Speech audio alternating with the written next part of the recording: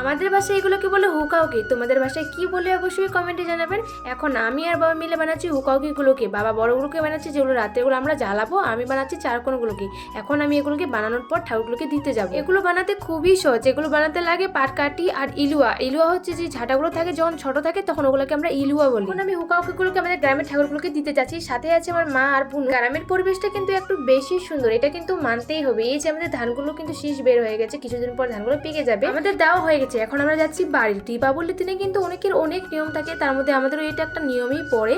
আর এই রাতটাও কিন্তু অনেক ভয়ঙ্কর, সেদিন নাকি ভূতেদের শক্তি বেড়ে যায়, তারপরে সাধুদের সাধনা পূরণ হয়। আমি চলে আসলাম টুম্পা পুনুদের বাড়িতে, ও কিন্তু খুবই ভয় পাচ্ছে এগুলোকে জ্বালাতে, আমি সেজন্য জ্বালালাম কিছু।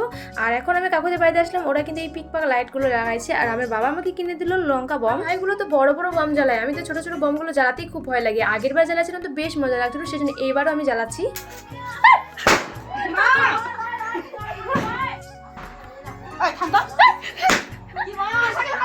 এদিকে আমার কাকির বুদ্ধি, একসাথে সব ছেঁচিড়িগুলোকে গেঁথে ওগুলোকে একসাথে জ্বালাবে। দেখো কত সুন্দর একটা লাইট বের হচ্ছে, কিন্তু ভালো লাগছে না। এখন আমরা যাবো হুকাহুকিগুলো খেলতে। এখানে যে মারা যায়, যেমন আমার বড় বাবা মারা গেছে, ওই হুকাহুকি খেলার সময় তাদেরকে আমরা আলো দেখাই, তাদের আত্মাগুলো শান্তি পায়। কে কে এই খেলাটা খেলতে ভালোবাসো অবশ্যই জানাবেন।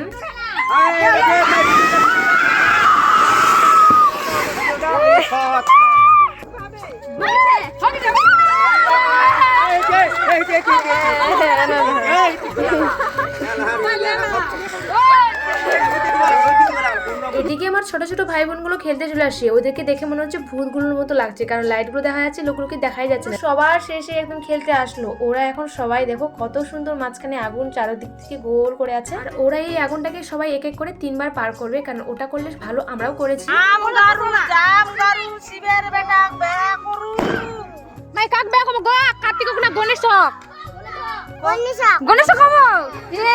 আজকের ভিডিওটা এই পর্যন্তই, দেখাবে নতুন একটা ভিডিওর সাথে। Bye bye.